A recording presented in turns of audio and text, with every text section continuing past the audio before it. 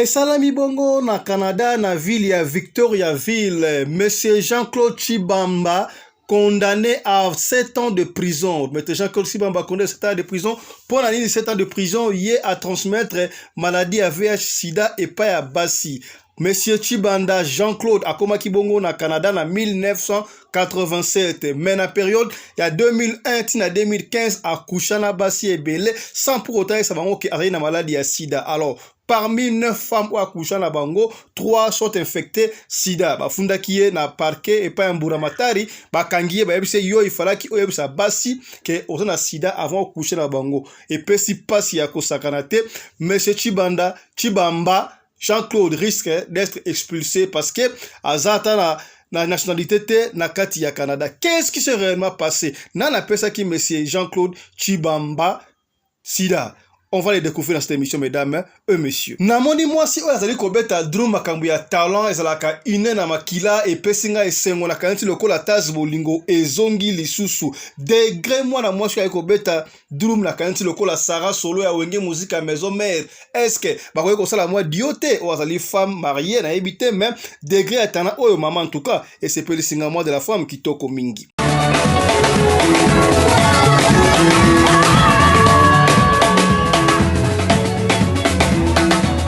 Makambu ya talent si oyo kombo na ye bongo Olivier Kande degré mwana mbalo ya kataka suki na Afrique du Sud awa ndeko ndimela ngai mutu nyonso ya na Afrique du Sud awa soki bakati osuki pa Olivier te ma watopo talent eleki toke na Lumbashi makambu ya talent si oyo mwana mobali ndenga aliko sanga na patin bandeko ba compétition ezali wapi paraît ba champion du monde na patin oyo ba compétition batale donc fanga boye ba autorité batala makambo oyo Luantani oyo ça compte faire couler beaucoup d'encre mwana mboka député national Daniel Safu alali kotika kakate abandi ko sala contre-attaque sur makambo oyo etali loi Tiani tala makambo bimisi lisusu pona mokondia IGF Alingeti ezali ya solo to ya lokuta. D'après tout nous sommes tous congolais. Accepter la loi comme tu dis là des pères et des mères, c'est briser notre pacte républicain.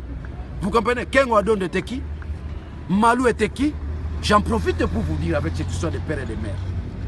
Est-ce que vous savez qu'Alingeti c'est un Sénégalais? Son père est sénégalais. L'IGF, on lui a confié des grandes responsabilités d'ordre financier. Mais c'est un Sénégalais.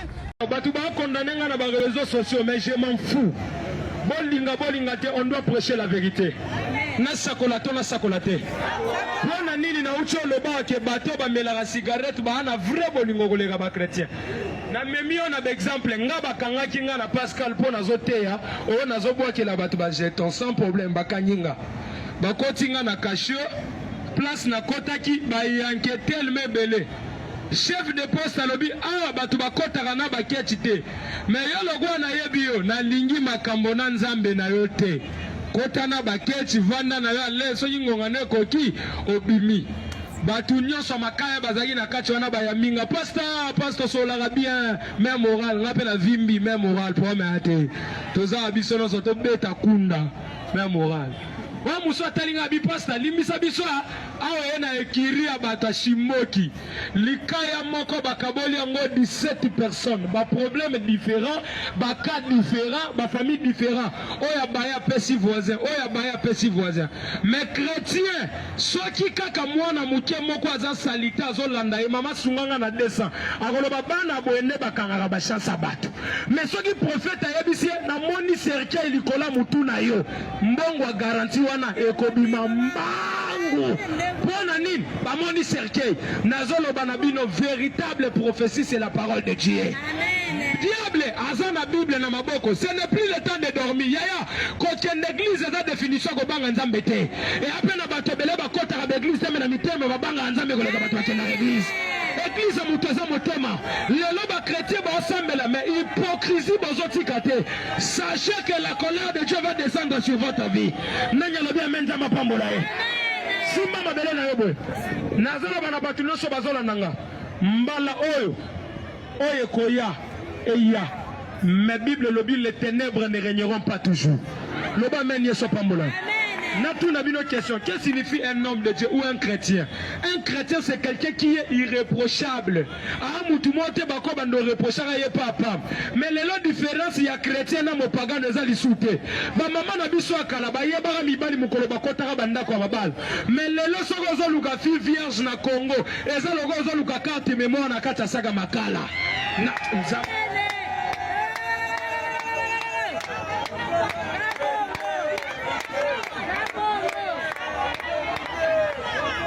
Nasakolate, nasakolate. Nayoki ote, nasakolate, nasakolate.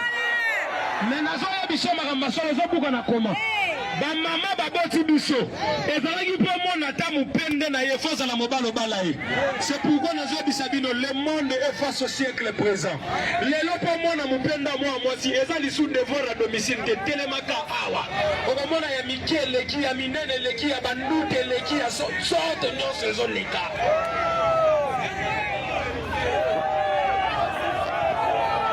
Mesanga mene zamba pambola yo. Batu mozali golo zamba pambola bino na kombo na Yesu. Nasakola to nasakola te. Tuna ngandi na loba. Sintangu na zaloba. Ezana ndeko moka mwasi atelemia. Batindi biso aza jeune fille. Elle est venue pour séduire mon ministère. Mais la kebisu yumbisu nyoso na mai baliaka ete. Ebele bandi baba mena mena butu baza bandoki. Batama batamokili mesu batama kaide. Nangito sambela loba amen. Asko sinyo abele na yo. Batu baza na rai bokatsa bukolo ngona rai. Radio Collectivia Fiston. Tous s'abonner massivement. C'est validé. Mobali mbinga na mwinangolo aboya hydroquinone. Soki ezotambola basheri bazokoya mayanga. Na retrouver douce tendresse affection epana yo. Nasalelo nini mpo ndimake na kupendaka sana. Shitakwacha pelende wenjoro. Pour l'habillement des classes de vos enfants, pour l'élégance de vos enfants, désormais, visitez le magasin Little People Shop chez Mama Charlotte Caputo. Little People Shop chez Mama Charlotte Caputo, l'habillement officiel de vos enfants. Awa epa Mama Charlotte. Mwana mboka bo monake bana mboka congolaise tala biloko ya kosala epa bapaya ateli biso bilamba banda de 0 à 3 mois yango oyo soto yawa de 6 à 9 mois toke wana de 9 à 12 ans tozana nyonso bana mibali na bana basi soto yawa omoni oya bana basi ndenge mwana zoputsana toza lokola wato yene 8 ans ti komata yango yawa koto yonde makambo mwana zobi mondire ministre ya bataille nyonso yango ba Samuel ba Chuchu yango yo andika la sabana oyine to butaka elengi tala ba fest bana mwana bimi na fete batu bakomobanga soko lingo somba biloko yo omonike olingo sepelisa mwana na yo ko déplacer na yo te okotika na internet okomona adresse na biso yango wana. Little People Shop chez Mama Charlotte Caputo. Adresse Edenval, Greenstone Shopping Center, shop numéro L119. Téléphone 011 52 46 366. À Jamestown, nous sommes sur Meyer Street 183. Jamestown Town, Johannesburg, shop numéro 5. Téléphone 082 324 85 22. Place nyonso zali benga biso kotaka li benga biso teotiko bila batine na ndako. Little People Shop tozana bilamba ya bana ya qualité olingi osomba kota na website na biso retrouver biso na Facebook toza online pe soko osoma partout na Afrique to délivrer bino na ba Korea na biso préférence ya malamu ya original. Donc, c'est la livraison à domicile. Little People Shop met à votre disposition l'achat en ligne. Allez sur Tekelote, tapez Little People Shop. Choisissez l'article de votre choix. Il vous sera délivré jusque chez vous à la maison. Mais aussi, allez sur Zando, tapez Little People Shop. Choisissez l'article de votre choix. On va vous le délivrer jusque chez vous à la maison. Visitez notre Facebook page, Little People Shop.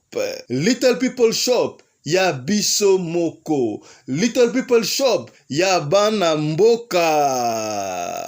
Mbote na bino bandeko balandi ya radio lokolo télévision bisika nyonso tu bozwami. Merci na confiance pe fidélité bopesaka na programme oyo radio lokolo masolo et pa ya pito kuta na kapona ko beta kaka masolo ya communauté na biso africaine en général mais particulièrement ya biso batu ya mangala ba o ba ebingai longoni ya lokumu esengo ezali mboka ngai ezonga pe pa ya mboka ya bino matondo kasi o ebingai te kombo na ngai Fiston Pelende tata ya Sedek na liko senga bino mingi te na sengi yo kaka esiko ozali aliko tala ngai partager émission bo s'abonner na sengi yo lisusu yo esiko ozali commander bilamba ya bana na yo epa ya mama Charlotte Kaputu la dame de fer mama oyo asunga kato sponsor officiel ya radio lokole télévision.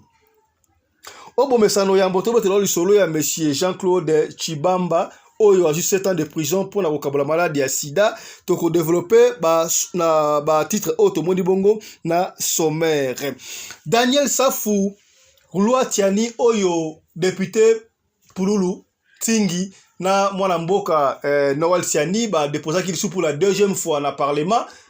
Ya silite abali ko tala ko beta ba contre-attaque alors ipo na ye ezali loi moko ya pamba loi ya libumu loi ya nzala loi ya bato ya parti politique mususu ezali kaka ba congolais mususu tende bazali de père et de mère na linde ya bongo samboka auto abebe samboka oba de père to ba de mère abimisi révélation ce qui dit ce langage que lui il paraît est-ce que c'est vrai que monsieur Gilles Alingeti o ali ko sala musala malamu la lokumu azali ko zongi sa valeur ya ba entreprise publique na kimoyibi aliko sasa kimoyibi c'est vrai que maman na ye azali congolaise mais papa na ye mutamboka mususu landa Daniel Safu ndenga ye na ba contre-attaque na ye sur Alingeti pona nini ataki kaka Alingeti est-ce que à part Alingeti mususu bazali po atangi pe kombo ya Kengo Wadondo atangi kombo ya bato ebele bele on peut même aller jusqu'à Mamadou Ndala. Je crois l'essentiel c'est de servir sa patrie yango ne l'essentiel nationalité parce que sans cité avait tout conclu. Daniel Saf. Républicain. Alors, accepter la loi, comme tu disais, des pères et des mères, c'est briser notre pacte républicain. Vous comprenez? Kengo Adon était qui? Malou était qui? J'en profite pour vous dire avec cette histoire des pères et des mères. Est-ce que vous savez qu'Alingeti, c'est un Sénégalais? Son père est sénégalais. L'IGF, on lui a confié des grandes responsabilités d'ordre financier. Mais c'est un Sénégalais. Gilles Alingeti, c'est un Sénégalais. Son père est sénégalais. Sa mère est Mombonda. Mais il est congolais. Il est congolais. Attendez, je vous dis, je vous fais une révélation. Vous êtes journaliste, vous ne grattez pas. Gilles Alingeti, son père est sénégalais. Sa mère est Mombonda, de Bandundu. Alors, ce qu'il fait comme travail, nous n'allons pas accepter cela parce que son père est sénégalais. Mais il est congolais.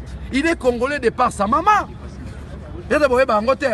Nalobaki yango le bandela tokanisaki mikolo totikali kaka na Sarah Solo oyo mwana mwasi azali kosala bongo na maison mère guitariste soliste Degré Sarah Solo abetaka solo lokola bana mibali tomonaki yela ba spectacle belebe tikutu na concert ya biso Wenge Sarah a démontré de quoi elle est capable kasi tokamwa sika boetala sœur oyo mama oyo jeune fille oyo Degré azoko beta drum papi kakolo zawapi tala demain Degré ozo beta drum est-ce que soka na maison mère boko boya ye talent ya boye oyo jeune fille oyo tantine oyo mama oyo bimisi bien lipute wala asina ka église faut na lenga zo kamula drum o soko landie okoka o père na mama ki drummer ezaka ine na CP na drum ya bino tika total sabino Degré ser ozo beta drum non félicitations landa mo extrait.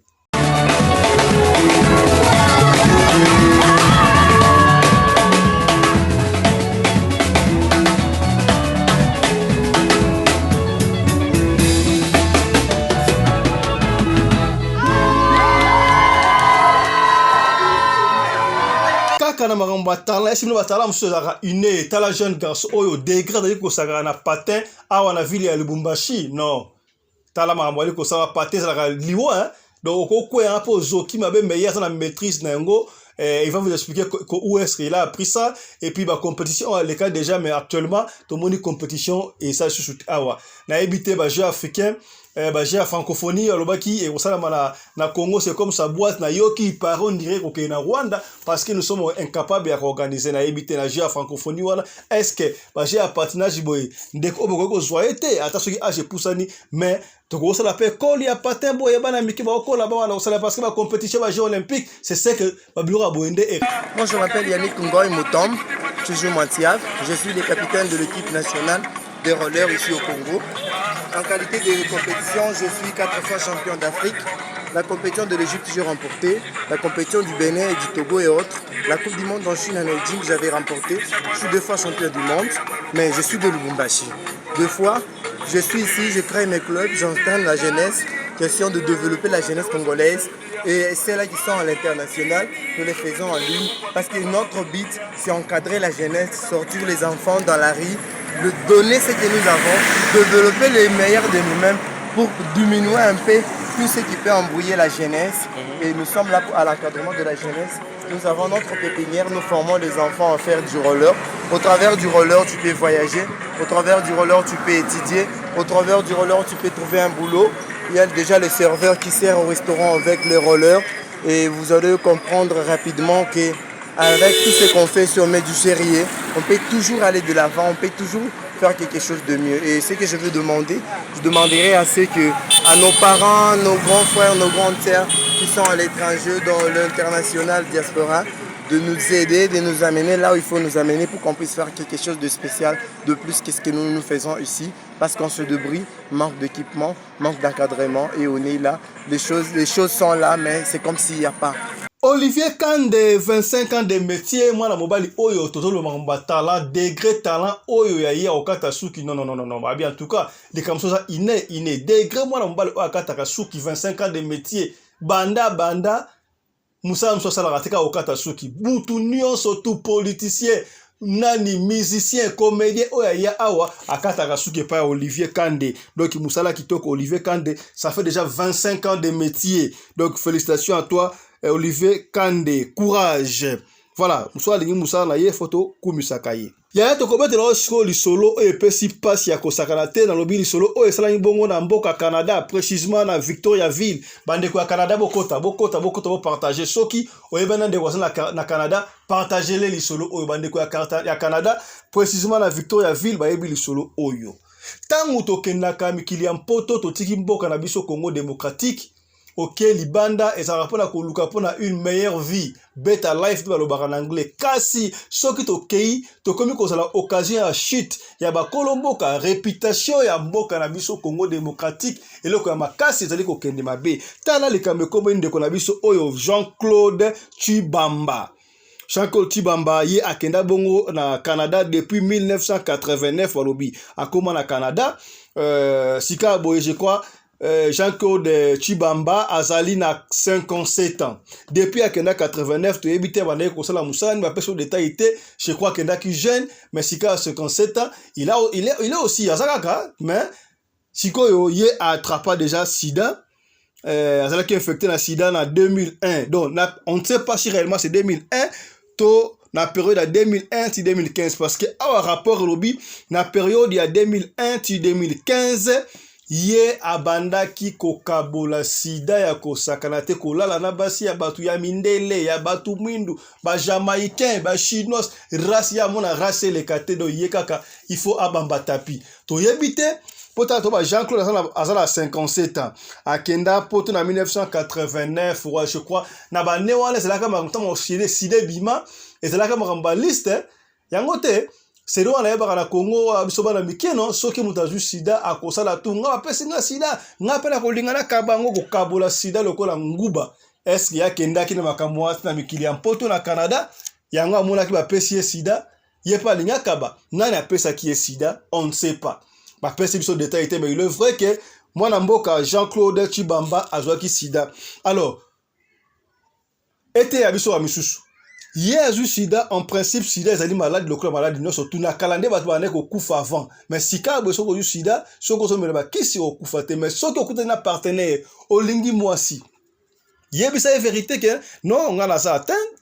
Tope moi si balingi yo pa mobali samba na sida et la consentement ya bino mibale parce que il n'est pas dit que soko olal na moi si ya sida olal na mobali ya sida mbala moko o sida non ça va kabu ya facteur chance si tu n'es pas blessé au kozwape sida te parce que ba to belé to mona kutu ba couple mususu o mona moi si na sida te mobali na sida to mususu moi si na sida mobali na sida te entre parenthèses na monnaie yango pe na Afrique du Sud congolais moko boy abane ko vivre na sud africaine moko ba vanda pendant 10 ans. 10 ans pena boye et ko sala ke moi ça bandi ko bela ba ke hôpital pour na hôpital en Afrique du Sud soko ke malade ka muki ata mutu pasi examen liboso ya test sida. Tant ba ko sala test sida soko sala ngote oza négatif c'est bon. Soko ya positif nyo sote bandi ba tous ba Afrique du Sud ba yebi yango na yebite na mikili msu za kandenge ni ata mutu pasi au hôpital. D'abord que ça test sida. Ata ku na zemi. Alors, ndeko wana congolais, moi c'est bandaki ba malaise, on ne sait pas ce qu'il y a zemi je crois. Ba ken hôpital boye test liboso ya sida, moi c'est na sida. So ika bakagi moko partenaire moko, moi c'est mbana sida ba ko benga yo, benga partenaire na yo.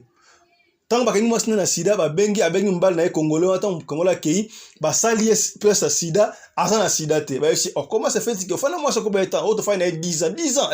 Oh comment ça na sida te bon test à sida nde balobaka ce qui va sali test à sida à liboso pour na confirmer que ça na ngote ya quelque chose 3 mois après soko ye 3 mois après va sali test ozala ngote c'est que ça na ngote ndeko wana ya 3 mois après test azana ngote akabona pela mwasi wana te ba vivaka ndengo wana comme siko komela mwasa komela ba kisi ko sala ba préservatif loke be ti mwasi wana abotaki mwana ya bien et puis mwasa mcho sa kufa na déjà pande komingi na fixi ba bisoro wana. Alors ce n'est pas le cas ndeko na biso Jean-Claude Chibamba o ya Canada yetanga ju sida abandi e bete donc de 2001 wana 2015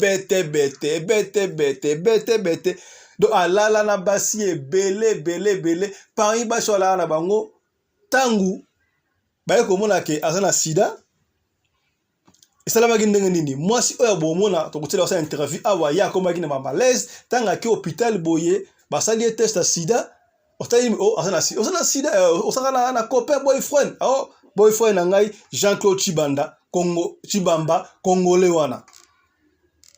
Mais comment est-ce que ba ça les tests ba moni ya zo sida na ekala depuis 2001 donc babali ko sala cour moi si on so pas les gars na réseaux sociaux ceux qui peni de talaka canadienne à mobiliser donc basi so bimana Chibanda pesip mbilinga ba brandé. Alors basi o auté ko bango dernièrement ça ba 9 basi a parlé 9 basi oyo ba bimagina Chibanda na période il y a 2001 2015 en fait oyo ba bibi misi quoi pour aller là bango belé talaka de 2001 2015 pour ba combien ba 14 mois ba c'est belé ba bibi misi pour so ba la kamona les kamdengo na boy na ko bimisa yo ki na soni mais ba bibi misaki parmi 9 ba bibi misaki 3 ba infecté na sida parmi bango mwasi moko azoko le pesi kasi kande ya ko sakrate kasi basi yango azwaki bango wapi oya bande ko kabela bango sida lokola nguba na sibino to beti lisolo o pona masekite to beti yango pona ko nuire te to tangi na kombo biso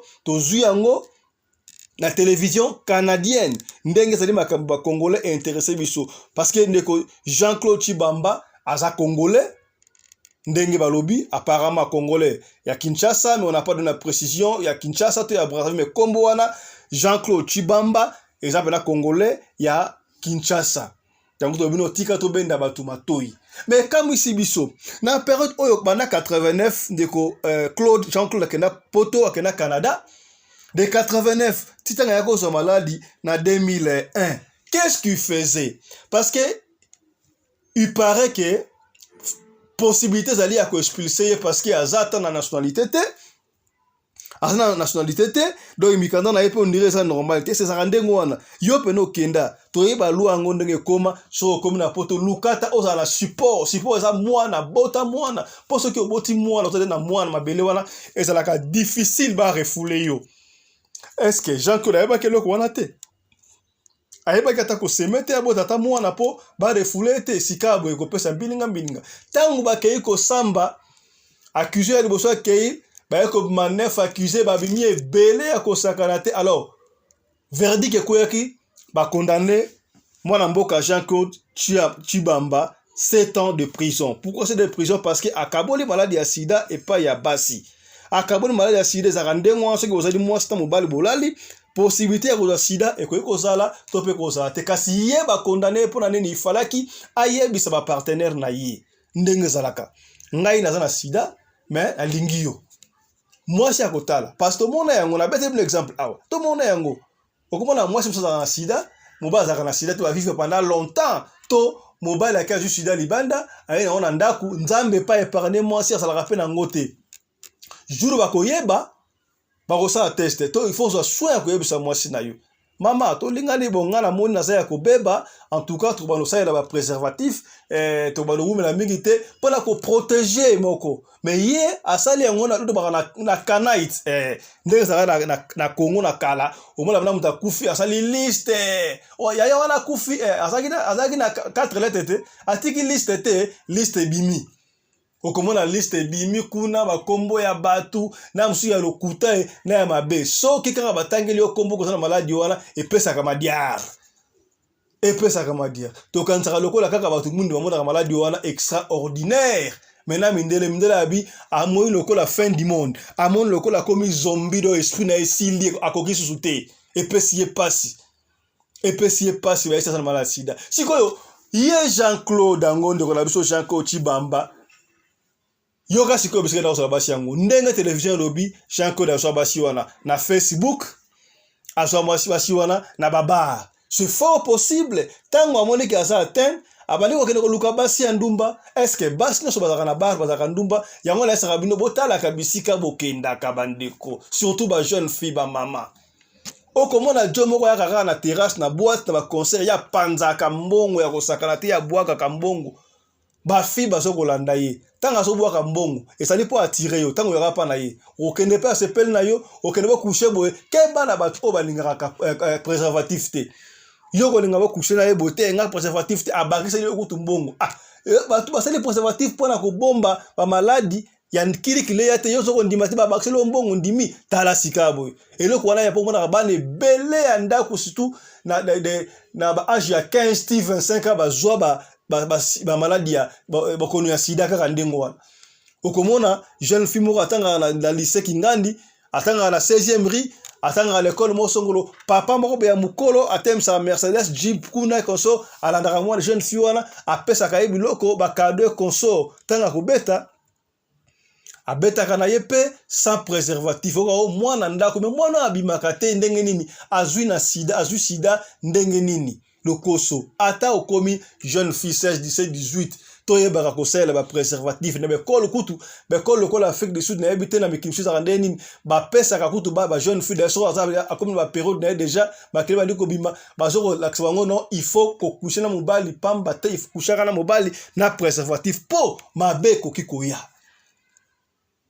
tina nini ndeko na biso Jean-Claude Chibamba abala te na newana na ebite abala yango la to bala au divorce du fait que soki oza déjà na bana na ba pays lokola ba Canada ba France ba États-Unis Belgique et consort et cause la difficile ata ba condamné au 7 ans de prison wana okokota prison soko bimi ovani na yo et ça lokola kaya ndeko na biso oyo a étrangla ki mos na Lyon na Lyon. Et je crois na Lyon histoire état cela qui rage ah ya mami je crois ya mami et consort ndeko abomaki mwasi na ba ba frigo à côté prison mais ba ko foulé et aux atitanga robima à cause la citoyen normal pona nini abota bana na France moi ba refoulé ezate to yiba kawana ibele mais yo peno kena mkila poto umeli ata mwana te to kanda wana ya bota kate azali combat to ndenge nini on ne sait pas comment est-ce qu'il s'est retrouvé comme ça. Et puis, avocat n'étant yé, bino, a un traumatisme, a eba quitté, et le rali ko sala de pesika pache ko saka tende ko tala mo extrait oyo, ya journal ya la télévision canadienne, ndenge bazoko lakisa. Et ça là bongo na Victoria ville na Canada, ndenge Chibamba Jean-Claude, 27 ans d'âge, 7 ans de prison. Aya na Canada na 1989. Suivez ça.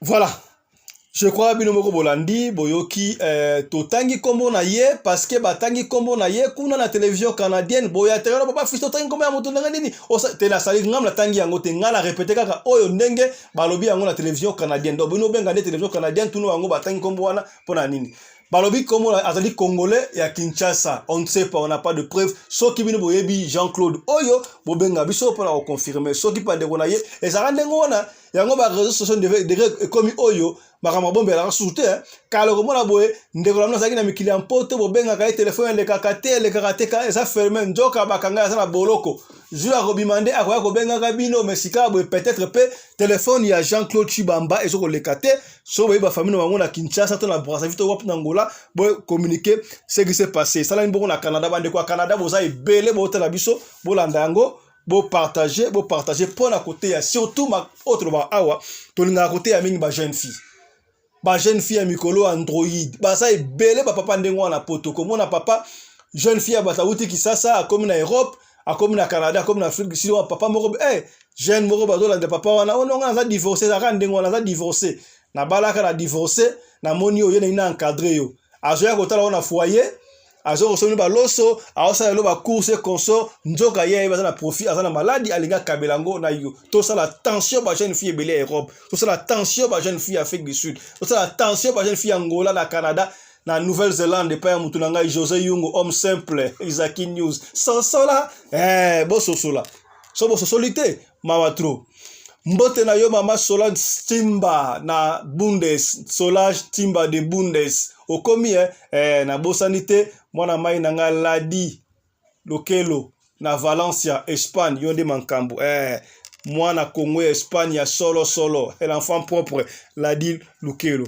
mbote na bino merci à solo et pas na yo mama Charlotte Kaputu sponsor officiel o na sengi bino vraiment bokende bobenga mama Charlotte Kaputu soko ça na besoin mwana na yo aya kotanga na Afrique du Sud école de pilotage avion militaire to commercial to hélicoptère militaire to commercial to n'importe quelle étude bobenga mama Charlotte Kaputu ako sunga bino.